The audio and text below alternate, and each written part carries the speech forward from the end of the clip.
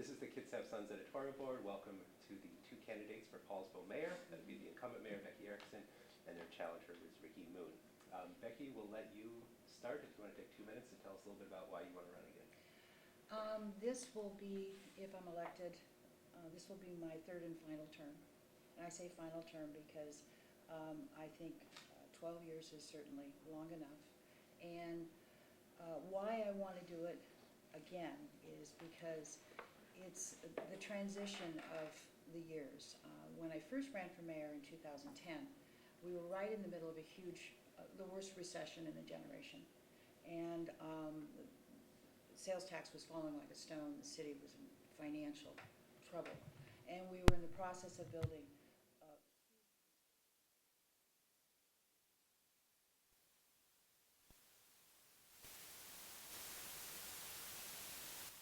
for our community.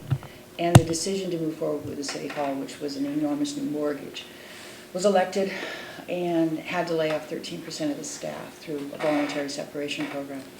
I was also very angry about the decision made to indebt the county to the tune of $42 million for the housing authority. I thought that was the inappropriate decision, and I was angry and frustrated by that as well. I saw financial decisions that weren't being handled correctly. I ran, the city started to rebound by the end of my first term. Cash flow started to improve, and then we went to work to improve infrastructure and to improve on the city that had been behind because of the lack of revenues for the better part of 8 years. And repaving roads, redoing sewer infrastructure, storm water, cleaning up Liberty Bay, enlarging, doubling the size of Fish Park, all of the infrastructure improvements that were necessary. So that was the second term. The third term is to chart the future, really to chart the future. Poulsbo is in an interesting place where it is growing. It grew 3% last year. We added about 300 people.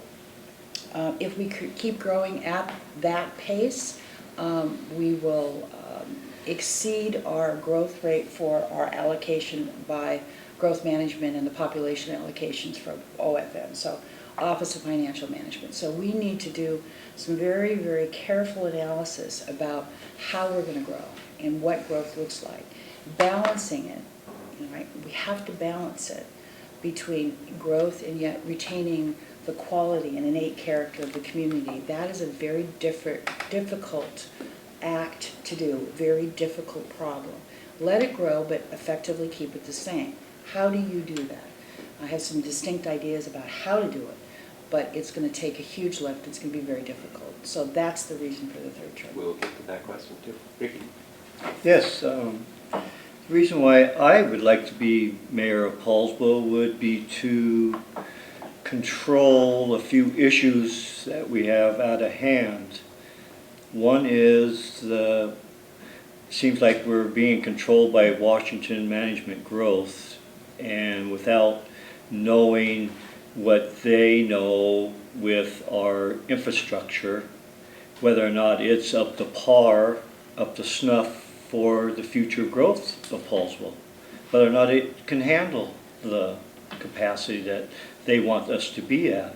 So there has to be somewhere a line drawn to say, hey, look, no more major housing complexes until we find out if we have enough water to supply these houses, and or if our sewer line that we only have one of will support all the fluents coming down to it, which are pumped to Brownsville. So that is a major issue.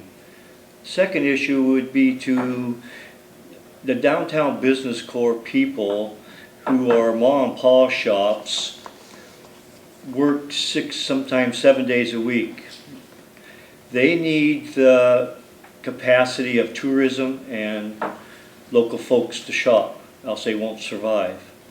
Slowly, here in the last year, businesses are starting to leave the downtown business core. I know we had a changeover in property owner management. With that in mind, the growth that the new owners would like to do, I'm just curious that if it's even going to fit the downtown Poulsbo core district. It's Poulsbo. It's been here for years. It's been out in the world where to come to when you come to into Washington. You want to go visit Poulsbo. There's a few reasons why. One of the oldest businesses, the Nordic Maid, just left town, and there's reasons behind it. Another lumber yard that has been in town for 60 years has left. That lumber yard could have still been here if the laws and ordinances of the city were changed a little bit to force these big corporations coming into town to shop local. If they would have shopped 20%, 30% of their lumber materials, James Lumber would still be here today. I've gone up to many of these developments. Every subcontractor is from out of our area. They're from Tacoma, from Fife, from Seattle. There's no local contractors doing any of the work. And I want to change that. If we're going to have residential construction, let's keep some of the work requirements to it local. So there's other issues in town also that I need to change, but my 2 minutes is up, so we'll continue on. Sure, we'll get to some of that. I think, Yeah. you know, what you're both talking about is maybe density is one of the questions when you talk about development, and whether it's downtown or other parts of the city or maybe annexations. So tell me, what do you think, you know, you're talking about a new owner, and that's, I believe it's the Sound West Group has bought some of the property down there. Yes. Has some ambitions. Do you feel it's appropriate to add more density into the downtown corridor, whether that's people living there, because like you're talking about, there are more residents coming. Maybe what would you try to steer the city towards when you look at downtown businesses and people living there? You're asking? Yeah, I'd like to know your opinion. Well, do we need more retail? And what would that retail be? And would it take out the mom and pop shops that are downtown and force them to say, I'm done? And then you have the empty buildings downtown. Do you think there's a way the city could help those mom and pop shops? The city itself? Yeah. Yes. What's a legislative way the city could help them? To take and there was a committee formed in 2010 that required that there should be built underground parking, 2 of them. And the city of Poulsbo owned 2 pieces of property, prime property where the old city hall was and where the old police station is. And they've elected to sell the property for the monies instead of taking the advice of a committee that they wanted to get input from to build a parking garage. I've done financial costs of what one of them would be, and it would pan out that in 5 to 7 years, one of them would be paid for by the parking stall rental. So you feel that it is the city's job to add more parking downtown in That's some correct, sort of yes. structure? Should there be a focus on more residential development downtown? Not so much residential downtown, no. Okay. What the residential needs to be, it can be fine on the outside skirts, but the young families that are out starting now can't afford a $450,000 house, $300,000. They have to start off smaller to be able to own a house. Yeah, they can rent. We can get big corporations come in and rent the houses out to the people, but that's not giving the families an opportunity to own something. There's been an expansion of apartments, kind of up by the high school. There's some projects going on to add apartments. Do you think that's a direction for Poulsbo, to accommodate some of the lower income folks who can't afford the big house? Should there be that kind of development in the city? Okay, so here again, do the people coming here that buy houses want to buy a house for investment, or do they just want to rent to be able to get by on until they can buy a house? So there's an issue there of, do we need these to support the people? And then if there is possibly an area where they can have housing that's $150,000 to a $200,000 range, that they'll leave the apartments and then go to a housing area? With the housing market like it is, I mean, it's very popular all through Puget Sound now. Is it like, is it reasonable to think there would be that price range in Poulsbo these days, or into the future? Why not? Why would there not be? Because land is very valuable now. People coming from Seattle looking for a deal. Like, doesn't that drive the prices up of everything? We don't need people from Seattle moving over to Poulsbo. We don't need that. All that is doing is adding more congestion to what we have now. Which price range were you talking about? Well, Ricky's talking about it. Houses that would cost $150,000 or for a young family. I'm just saying, is that a Those don't reasonable thing exist, to no. expect? I'm not even sure construction costs, price per foot would ever get you there, You couldn't even do it. regardless of Yeah, land cost. yeah, so I'm Single asking family these house, ideas of yeah. how we would accommodate those kind of families. Let's let Becky answer the question. I'm going to start it with density. You acknowledge in your opening statement that Well, there's a lot of growth it's, coming in. Where do you see the growth? Is it urban kind of living, bigger downtown? First of all these policy questions that you've these are all policy questions, right? Big policy questions. Very clearly, I need to say, the policy of the city of Poulsbo is determined by the city council. Okay, let me say that again. It's the city council that determines the policy. Do I influence the city council? Yes, I do. Do I call attention to things that I think should occur? Yes, I do. But we have a separation of powers in the United States. And at the local level, it is the city council that crafts policy. This position is mayor, and mayor is the chief executive of the city. The council crafts the policy, and they say, okay, this is what we want you to do. And I say, yes, this is what I will do, and that's what I do. Classic example is we were talking about the two properties owned by the city that we sold. That was the decision of the city council to sell those properties. I was charged to get them sold. So that's what I did. I sold them. They were on the market for a very, very long time because of the recession. And they were sold for redevelopment for 2 apartment buildings. That policy decision to sell those buildings is the city council's.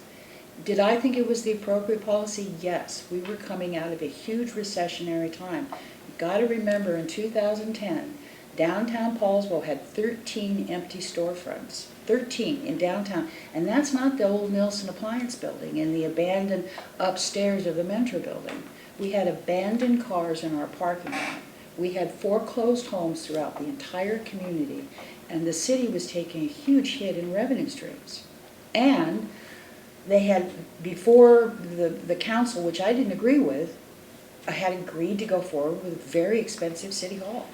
So we had this kind of pressure facing us. And that's what I walked into in 2010. And I thought, frankly, in February of 2010, I was driving through the town and I saw all the abandoned storefronts and the mess that downtown was. And I thought, oh dear heavens, what have I gotten myself into? I mean, it was President's Day weekend, February 2010, I'll never forget it. Viking Avenue was dying. Okay, so that's the lens of the decisions of selling those properties. Now, we're in a very different place. So density. Density is a function of the Growth Management Act of the state of Washington, passed in 1990 by the state legislature. And it is state law. Do I agree with all the pieces of the Growth Management Act? Heck no, I don't. I don't. But it is the law of the land, the law of the state of Washington, and it says that urban areas shall grow densely, rural areas shall stay rural. You can't build densely in the middle of Seaback, okay? You can't grow densely up at the end of Hansville, okay? Not happening. So what happens is the cities are supposed to absorb the population. How is Poulsbo absorbing that population? And how is that density described? It's described in our comprehensive plan, a planning process that we go through over and over where we gather public input and ask people what they want. And then it's written into a big book. It's about this big. I brought the budget and the financial statements, but there's another book that's about this big. It's the comprehensive plan. Now, if somebody made me in charge, like I could do the density and figure out, I would like to see residential populations on the outskirts built in a way so you have a single family home has a backyard where you can have a barbecue with your friends. And there's enough room where there's adequate parking, not only for your family, but if you decide to have a dinner party or a birthday party. For a period of time, and one of the reasons I got into politics, is the city of Poulsbo went the wrong way with density. They were building something called planned unit developments, called our Heights, Snowberry Bungalows, Somerset, are 3 of those neighborhoods, where they were building them so densely that a woman described it to me the other day. She calls it the poupon homes. I said, the poupon homes? She says, yeah, where you can hand the gray poupon from window to window between the houses. I don't agree with that. I think that's wrong. I think we need to have a little more flexibility. Downtown, as we get into our urban core, you will see increasing levels of density, where you will have apartment buildings. We've had apartment buildings in downtown Poulsbo for a long time. You go down Front Street, there's 2 very large ones that have been there 30+ years. There's nothing new about apartment buildings in downtown. So there will be a few apartment buildings in downtown, but remember, we also passed, I think, one of the most important things that happened since I was mayor. It's the Shoreline Management Program. We have the strictest, most conservative shoreline management program of any jurisdiction in the county. 200 feet from the mean high water mark is the shoreline jurisdiction, and in that area, the buildings have to stay small, the scale is low, they can't go high, and they must provide public access to the water. Now that was a huge deal. The port hated it when we did it, because they had dreams of bigger and better development downtown. But the city council said no, and I agreed with them, which is the front area of Front Street, the area nearest the water towards the park, will always stay low and small in scale, because it is in with the 200-foot jurisdiction. It can't go up. That was part of the code that we changed. On the other side, 3rd Avenue and up the hill, it can go up, but only up 3 stories. You can go to 4 if you provide understructure parking. The other thing that changed in 2008 for downtown is, for the first time when buildings are redeveloped above 50% of value, they must provide parking. Before 2008, you could build anything downtown and not provide any parking. There was no parking requirements. And we said, oh, whoa, this isn't working. So that code was changed. Parking garage. I agree with the 2010 committee about building a parking garage. I think it should be in King Olaf. It'll cost about $6 million. The question is, we all want one. Who's going to pay for it? And that's going to be something that the council's going to have to deal with. Do you think, like Mr. Moon says, that it could pay for itself? Do you believe those projections? It would, we'd have to change the entire parking model for downtown to pay it off with paid parking. The reason being is, nobody's going to pay for a parking garage, pay to use a parking garage if the front parking lot is free, okay? If all the other parking around downtown is still free, nobody's going to go in the parking garage, right? So we would have to look at the entire parking model of downtown. And I've got some ideas about how that might work. Done a lot of studies, so. Ricky, do you think that's a feasible idea? Would you need to put paid parking all the way on Waterfront Park and the one up the hill there? Take a survey. Ask the people. It's the mom and pop shops downtown. They're willing to help their businesses and their co-partner businesses downtown survive. I went around and talked to the business people, and I've got 49 people that would pay $50 a month to know that they have a parking slot downtown when they come into Poulsbo. And that would open up the parking that they're taking in downtown park now, open up for the public or tourism. You have to take a survey and figure it out. So you would, if I'm understanding correctly, that would be the business owners would commit. They would commit to that. So you're not charging the customers, but you think that enough money could be raised from business owners committing to it. You'll find out the survey I did, just to give you a rough estimate, it costs $2.5 million for a 2-garage parking garage where the police station is now. They go by parking stall costs. Each floor would be 55 to 60 parking slots. you take that and give 10 of them to the handicapped. If you keep the parking slots or the parking garage level floors, the first floor level with host mark, it's ADA approved already. There's no stairs, no elevator. You take, there's 14 foot 6 inches from host mark, Front Street up to Forge Drive, to where the second level would be right level with Forge Drive. People could walk a wheelchair from the sidewalk right into the parking garage slab to a parking garage. Give 10 slots per floor free to the handicap.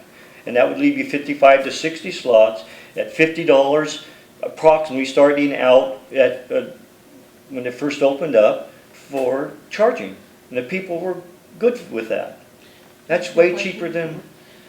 I live 3 miles north of Poulsbo, and one of the things I like about downtown Poulsbo is I don't have to pay for parking. And I usually don't find it much of an issue, but that being said, Poulsbo's kind of interesting. You've got your downtown, and then you've got Viking Way, and then you've got Walmart, and you've got the other neighborhoods. And for the most part, it seems like it's fairly well zoned, and most of your legislation and decision-making is based on zoning. So do you have any specific thoughts on whether you really feel like there's a need for changing the zoning? Because you have zoning where you're doing multifamily dwellings, you're doing single-family dwellings, and for the most part, they seem to, at least to me, I mean, I would not want to live in that development right next to the highway, but, so I'm just wondering, are there specific things that you're thinking about that where zoning needs to change? Because that's really the only way you can change density. Not in a big global way. There's some tweaking that needs to be done in some of the codes. But for instance, we're talking about what I call a generational house. Right now, it's very, very difficult to build a secondary unit in a large single-family house. And you know, the nuclear family up until World War II was, we had mom and dad and kids, right? But up until World War II, we always talked about grandparents. You know, we had generational houses. I think that's one of the things that we might be looking at with our residential low zone is actually encouraging what I call generational houses, which is the ability to build a small apartment as the house is being constructed for either our elderly or our young people that are having trouble finding. So like an alternative dwelling unit. Yeah, exactly, but actually integral to the design. So Okay. it's not like converting a garage, okay, that's not what I'm talking about. It is That's- allowed now. It is allowed, but it's really difficult, and we don't allow it to be built on a spec basis. In other words, when Quadrant comes in, Quadrant can't do this, okay?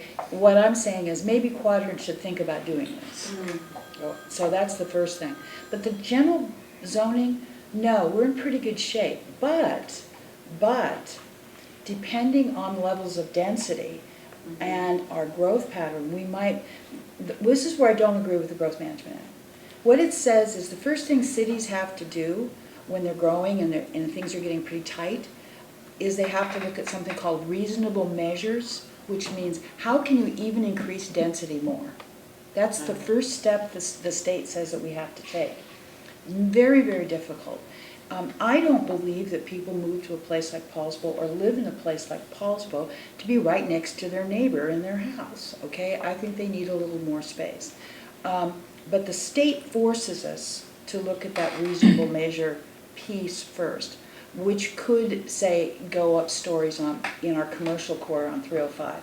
Downtown, no, because the Shoreline Management Act, Shoreline Management Program, which is part of the Shoreline Management Act, trumps it, okay? That piece of legislation actually is a joint agreement between the state and the city. It's not implemented simply locally. Do you worry at all about, so given kind of that vision of Right. having yards and things like that, Yes. and protecting with the shoreline, you can't just start building You just can't go up. huge condos or anything like that, and that's not going to happen. But there are these people coming in. Sure. Are you worried about that pressure that's putting on prices and Of what course I'm that's going worried to do about to the it. community? I'm terribly worried about it. I watched what was going on in Seattle, and I could see the influx of people starting to come. And yes, I'm worried about it. And yes, I'm worried about the pricing structures. I think that Poulsbo is a place where, at least the vision that I have, and I think it's shared by my city council, is a place people come and raise their families. And it's a place where people can grow old gracefully.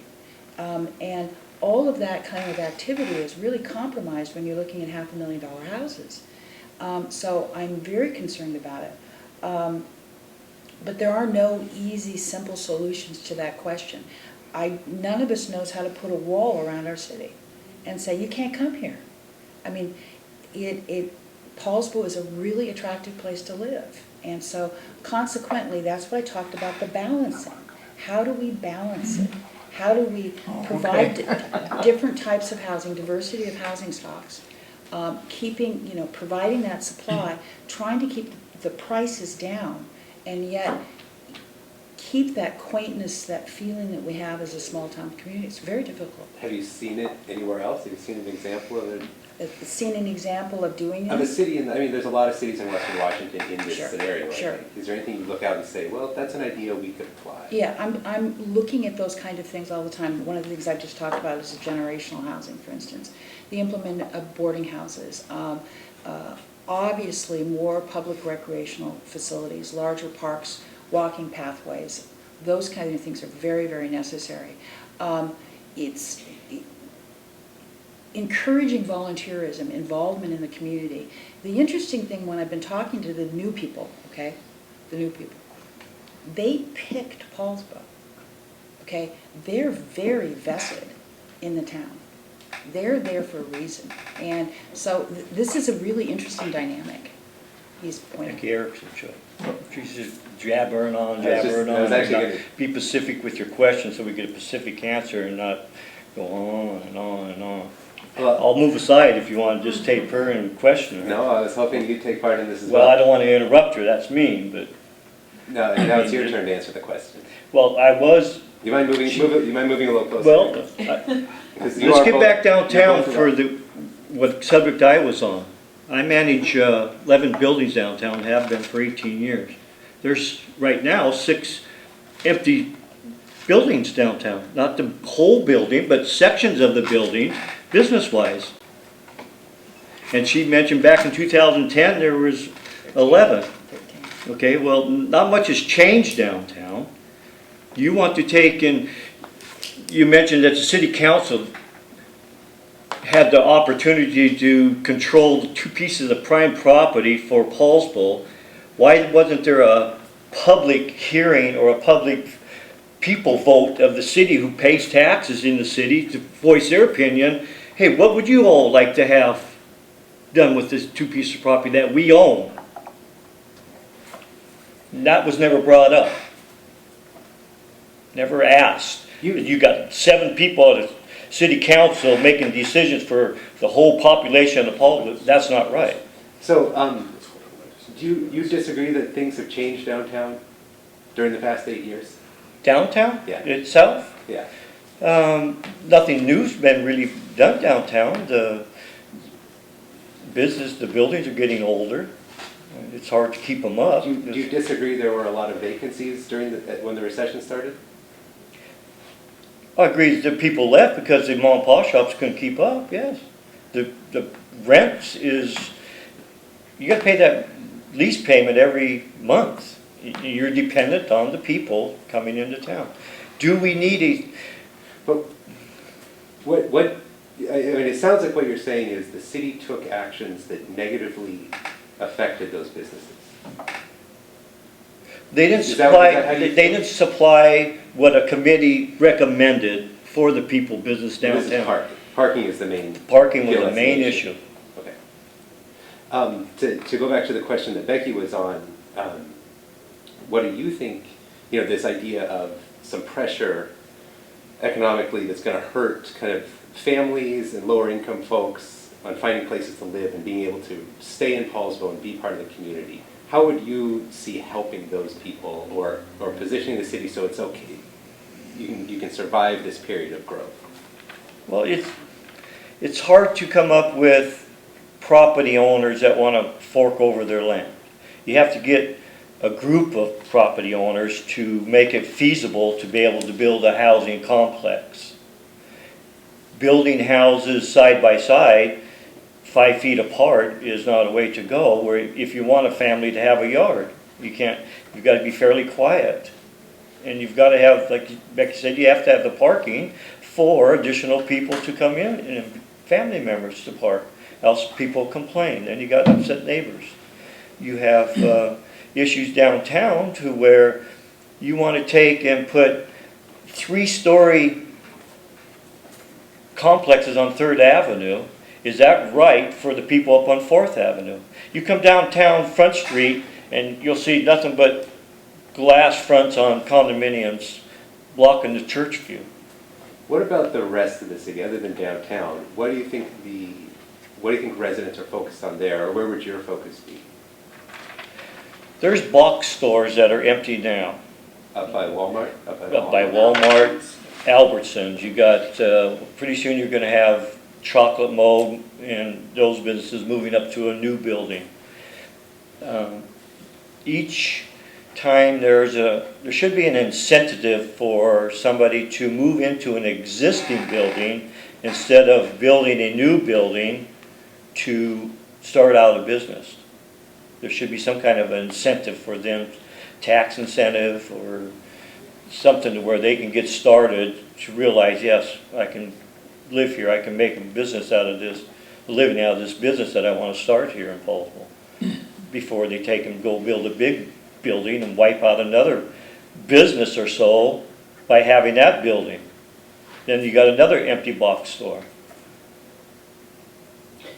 The one I know that's really a big box store that's empty would basically right now be the old Albertsons.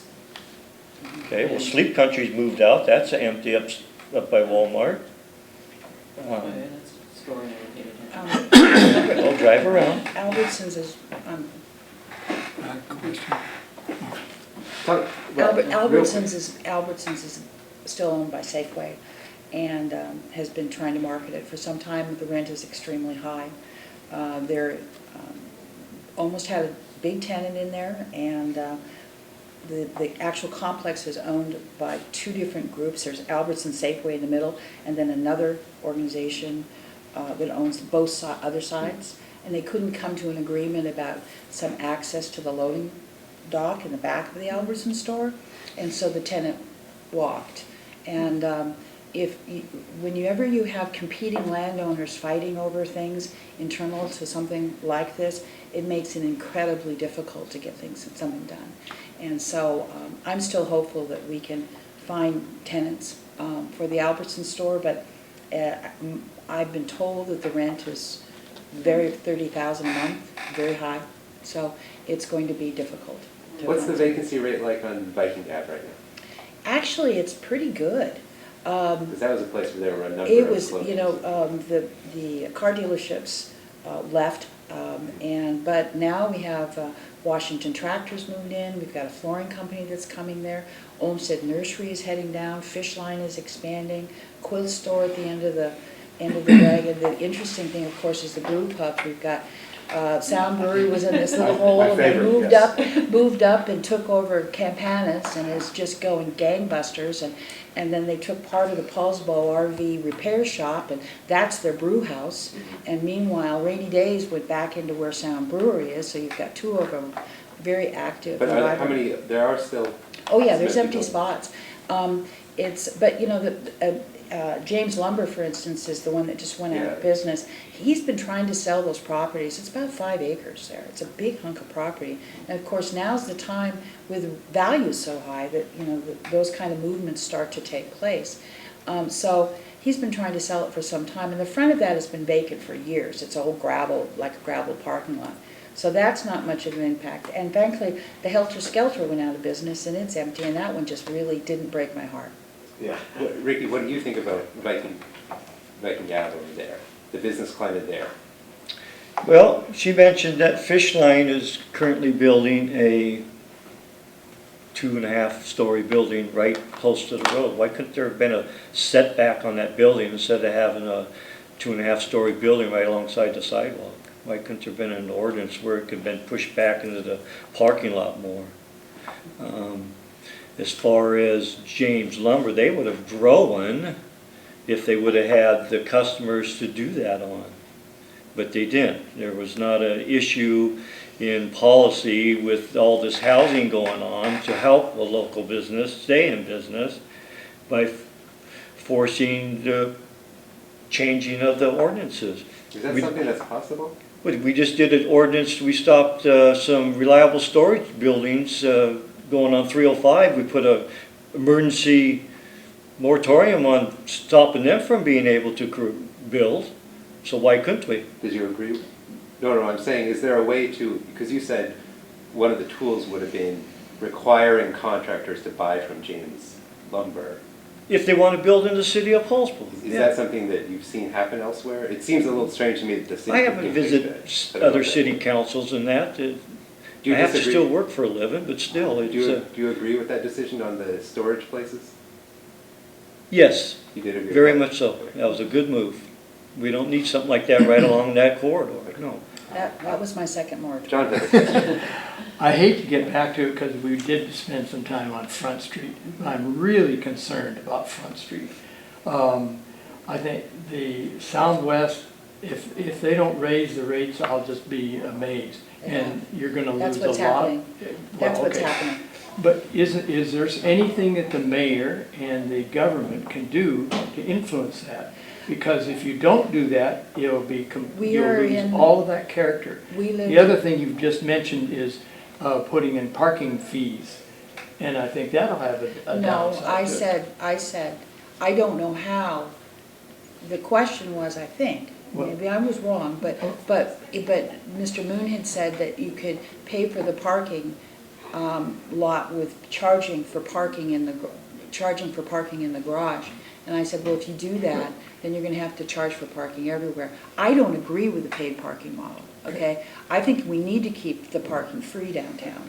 But what I wanna say about Front Street, I'm interrupting you. Did you finish your question? What the real question is, what can the mayor do to influence maintaining Front Street in its present character without letting it get destroyed by Southwest or other influences? Do what I did before, in 2010. But you said your decisions were all the city council, and it wasn't, you didn't have any responsibility. I said the policy is city council. My actions, however, reflect that policy. The policy of the city council is to have a healthy, vibrant downtown Poulsbo. So what I did in 2010 was active business recruitment. I called up everybody I could get a hold of to go into those shops. I called, More Ice Cream is a direct result of a recruitment that I did. Slippery Pig is a direct result of a recruitment that I did. You call up and actively solicit businesses to go in.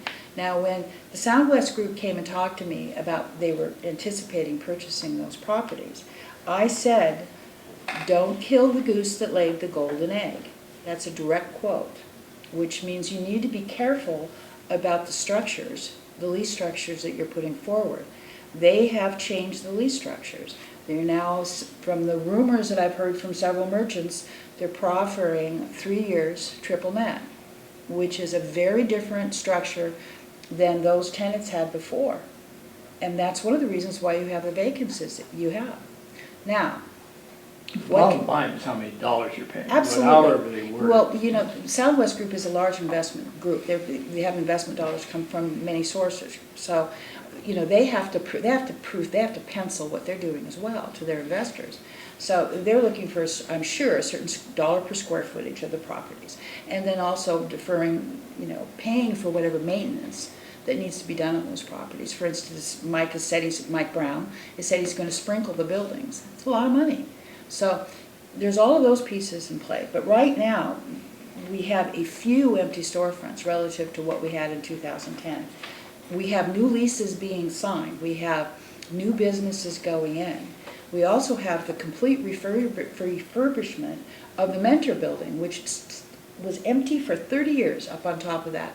Up facing the parking lot, they painted it all blue and fixed it all up. In Miles Yannick, we have some architectural firms. So we have that piece going on. So Front Street's okay, but trust me, I'm watching it very, very closely. And what I did in the past, I can do again, which is to sit down with the landlords and say, are you looking for that extra buck or are you actually looking for a tenant that's going to pay a reasonable fee for a period of time? I do not understand commercial landowners that let their properties just lay fallow. Ricky, what would you say to Southwest Group right now? Give up the old police station, have a public open forum for the public to come down somewhere at the Slippery Pig or City Hall and voice their opinion on whether or not they would approve a 2-car parking garage down there. After the calculations that I did, the city would but receive $72,000 a year if they charged $50 a slot after it was paid for. At $2.5 million, they could get a grant for half of that. They could charge the property owners building owners half of the leftover half of 1 point something million, a lid they call it, for help pay, and then the charge into the parking slots would help pay it off. Within 5 to 7 years, it would be paid off. So the Soundwest Group, they now own the police station? Well, from what I've heard, they don't own it yet until there's an issued building permit. She might confirm It's a that. contingency sale. Many commercial properties are sold on contingencies, So- and they're going through those processes now. The reason why I agree, I would like to have a parking garage downtown, but it should be in King Olaf, next to Martha Mary, back in the corner of that parking lot, because it's hidden. Frankly, I think parking garages are the most ugly things in the world. Well, not the most ugly, but I don't really want one right on Front Street. I think that it would be better back in that area. Do you think it would cost $2.5 million? No, it'll cost a lot more than that. It would cost more than that. Yeah, absolutely. Parking garages are really weird construction. You have to have, there's large expenses for ventilation, for instance. ADA, things have to be double loaded. The designs are difficult, especially because it's a public building, so we have all those standards. So no, it's a lot more than that. I want to change the subject real quick, because there's another issue, it's very different than business development. It's homelessness, and your city council enacted an ordinance that had to do with transients and people who are coming through, and they would get ticketed or directed to services. First, I want to know, has anyone been ticketed? Has this worked at all? And then, what do you think the response has been as far as, is the city being kind of holding up the end of the bargain that says we are helping these people? We'll Yes, let we you are. answer first. Who, me? Go ahead, Becky, answer. Yeah, we are. And we haven't ticketed anybody, and we are helping people, which is, Are police noticing homeless yes, people? well, not too Right. much. We haven't had very much. When that ordinance was passed, we had a real problem, and that is not the way it is now. But we have run into folks that are homeless, and we are directing them to services, and it is working really well. And we also have the mental health team, which has been extremely helpful in this process, because many of the people that are on the streets do have addictive co-occurrence mental health. And we have the mental health team, which we've had for 2 years now, that's working really well. Have police needed to transport folks? Has that happened? No, Okay. not yet. But we have reached out, and we have worked with people. We're also working with Fish Line and other nonprofits. But mostly it's been the mental health team working with our police. When we have folk, the mental health team will go out and the liaison work will occur. Kitsap Mental Health? No, this is the city of Poulsbo. The city mental health. We have the city mental health team that we were granted money, 1/10 of 1% dollars, and we have mental health professionals that work for the city of Poulsbo. Ricky, one of the places where that ordinance came from, if I remember the stories correctly, was there were some businesses on Front Street that complained about seeing folks hanging out by garbage cans, stuff like that. So obviously that's kind of where your interest is. Did you see the same problem, and what's your perception of that issue right now since the Well, ordinance? That's a good question, and where are all these homeless people coming from? That would be a good question to find out if they're coming from our local district of is it 18-year-old kids being called homelessness because they can't being able to live at home, so they want to live here, they want to live there, then they're living in a trailer, they're living in the woods. Find out what the core is of the homeless people.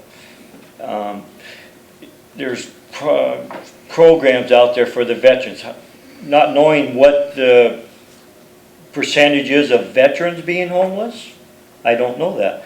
Being able to help them out through a different program than you would an 18, 20-year-old kid that's been kicked out of his house and no place to go, well, he's homeless. Okay, well, why? How come? And I don't know all the steps on. Did you get a sense that it was a problem? Not so much working downtown. I show up downtown sometimes at 7 o'clock in the morning, and I've rarely seen anybody sleeping on a bench or sleeping behind a building. Here in the last 2 or 3 years, I've caught a few people I know where to look at downtown sleeping and question them. And when I questioned them, I just asked them, would you please not stay here in this overnight area that you think is your encampment? And to this day, the 3 people that I've talked to, they've never really basically showed back up. So they went somewhere else. Where they've gone, I don't know. So, did you have a question? I had been percolating on a question and a comment for some time, and it's not related to the homeless issue. That's fine. If it's okay if I go back to one of our earlier comments. First off, a comment for you, Ricky.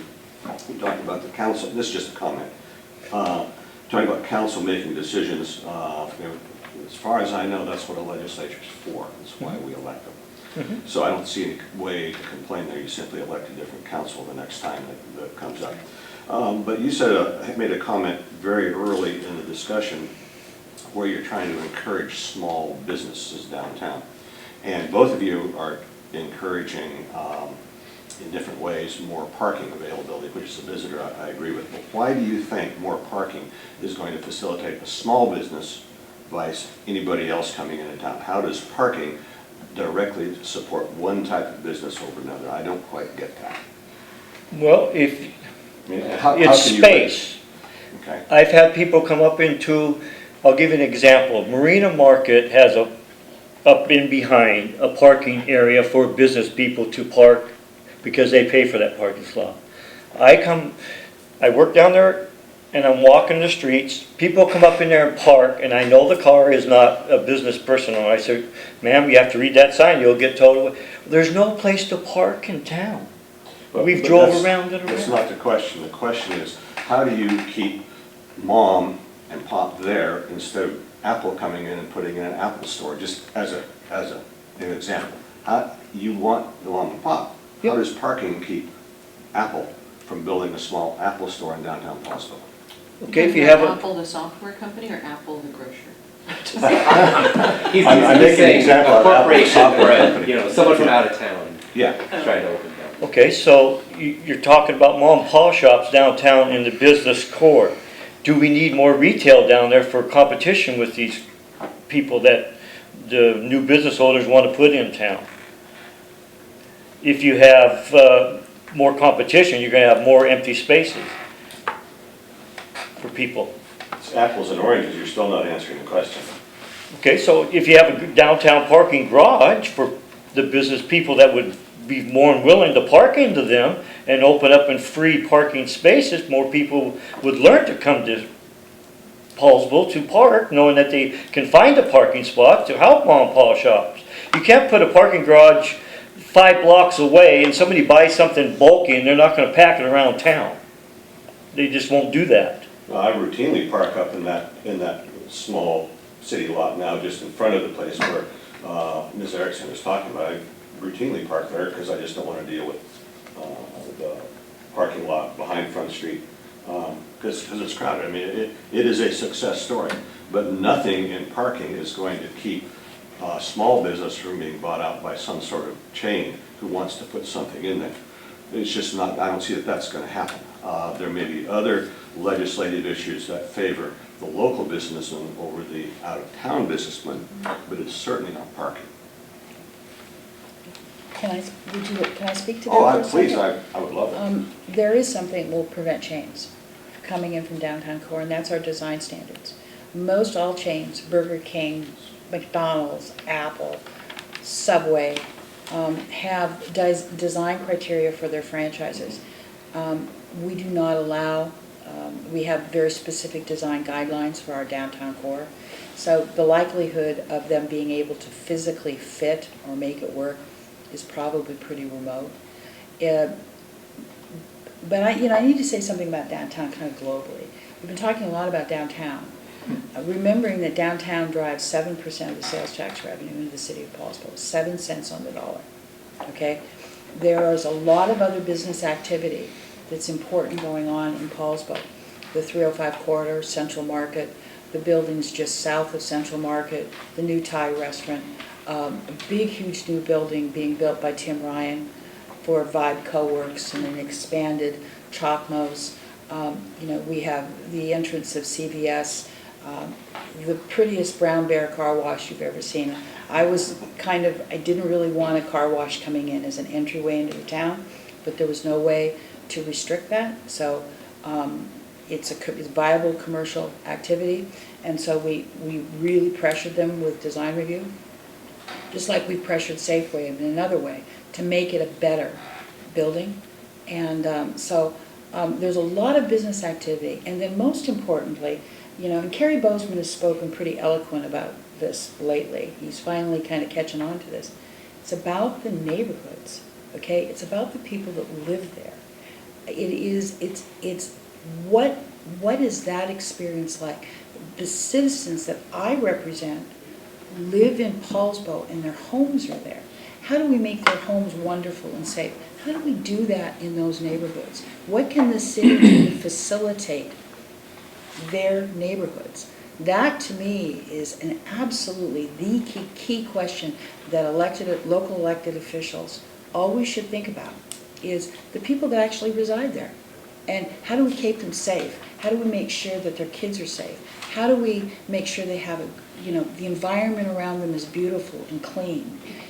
Their utilities are always functioning correctly, their roads work well, their parks are well maintained. It's the neighborhoods. We never forget the neighborhoods. And the neighborhoods really drive the city. They drive the core. Yes, downtown really likes tourism, but in February, it's the people living in Meredith Heights and Deer Run and Liberty Hills and Vinland Point and Stendhal Ridge that are shopping downtown. It is the neighbors. And they are my concern. That's what I target on, is the people that live there. I would like you to suggest that you might want to broaden that just a little bit, because I live in Silverdale, just over the top down in Spirit Ridge. And frankly, I prefer going to Poulsbo to Red Apple or Central Market or something. I do, rather than or Sound or the new Western Red, Right. rather than going down to Silverdale. Right. Part of it is the atmosphere. Part of it is the parking. Back to that again.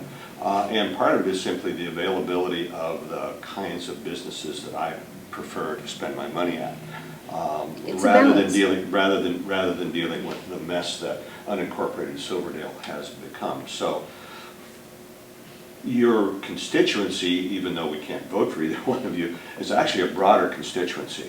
I agree. They live in Bridlebeck, they live up in Big Valley, and where do they live in Silverdale, and where do they go, and what makes it attractive for us to spend our money there and provide you that business tax revenue that gives you the funds you need. And you're talking to one of the great flaws in the Growth Management Act right now, which is what I call a sphere of influence. It's the greater Poulsbo. What does that look like, and how does it impact Poulsbo? You know that 49% of the cars that go through Bond and 305, the major intersection, are from South Kitsap. We just did the studies on the 305 corridor. South Kitsap cars, 49%. And we went, what the heck? What is going on there? What is going on there? Why would they do? I think it's the casino. I think it's Clearwater. I think people are going back and forth to the casino, but I'm not sure, and we're trying to find that out. We've got 2 casinos there now, too, that would affect that intersection. Absolutely. It's the casinos, I think.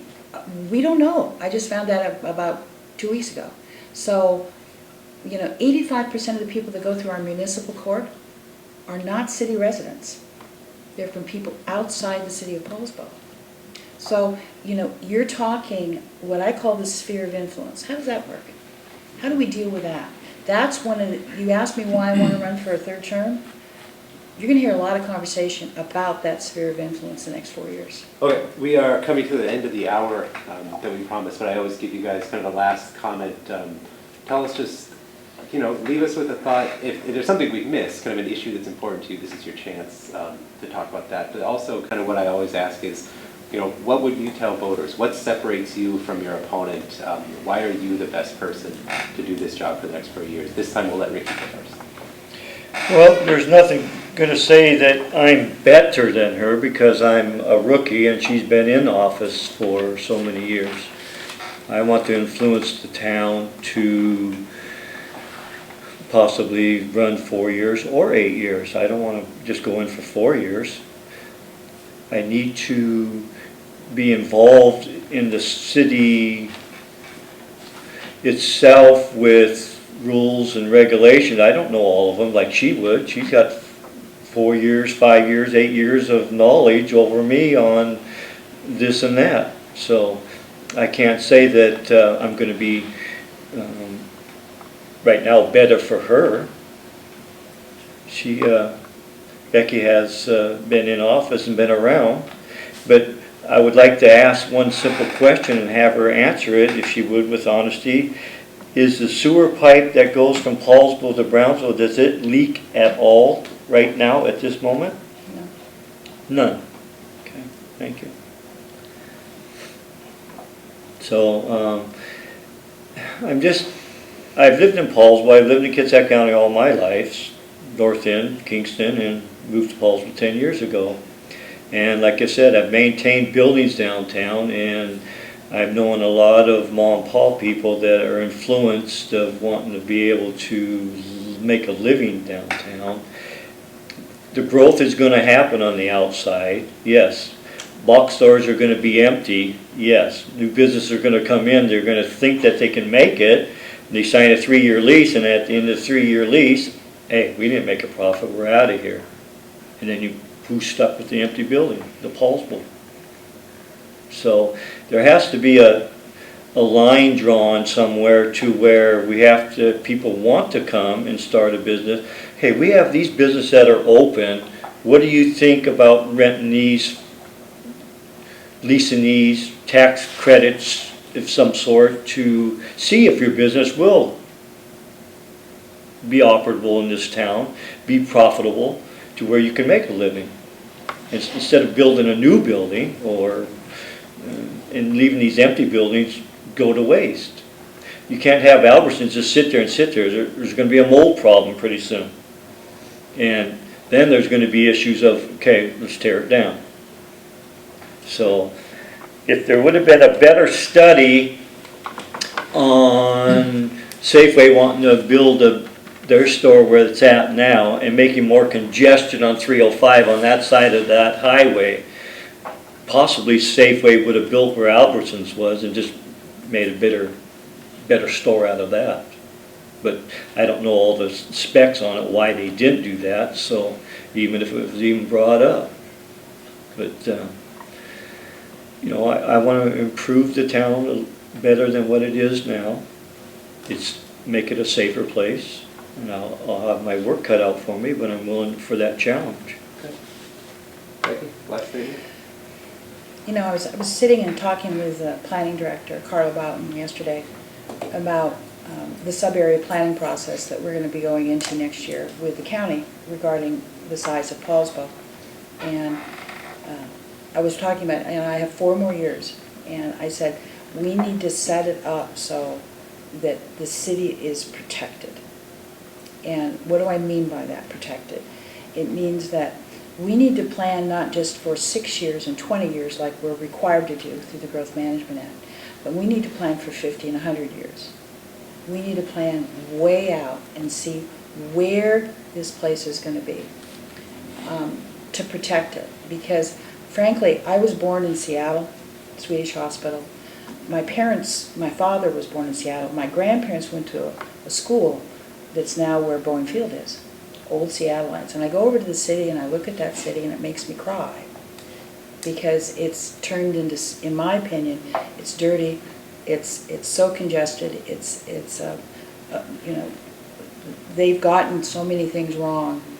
And they just dumped 250 million gallons of raw sewage into Puget Sound because they didn't have enough infrastructure in place. They don't have the capacities. And I thought, you know, we've got to be better than that here. We can look over there and see the mistakes they've made and learn from them. And that requires longer vision, bigger vision. And that's one of the reasons why I'm running for another term. We have to get those pieces in place, the sphere of influence, so you and CBAC really still love coming to Poulsbo. What does that look like? How do we do that? How do we deal with the folks that moved here from New Mexico because they drove all around the United States and they found this place and they love it? And how do we deal with somebody coming in, single grandma, bought a small house, and she's living there because her children are on Bainbridge Island, and she's grandma, and this was an affordable place for her to go. You know, how do we deal with those intricate pieces, but at the same time keep that vision about where it should go, what it should be like? And that's what's going to happen in the next 4 years. And those are really important conversations for the city and the county, but the city and the county and the state. Because I think some of the things in growth management aren't working very well. And I think that somebody needs to stand up and start talking about those. When King County can dump 250 million gallons of raw sewage and they don't have infrastructure and they got more tower cranes than you can count over there, if we'd done anything like that, they would have shut us down. And yet it still goes on in Seattle. Why? So there's a lot of conversations that need to be had all the way up the food chain politically. And those are the things, that's why I'm doing what I'm doing. I'm doing it with passion and because I love my town. Okay. Well, good luck to you both. Thank you for your time. And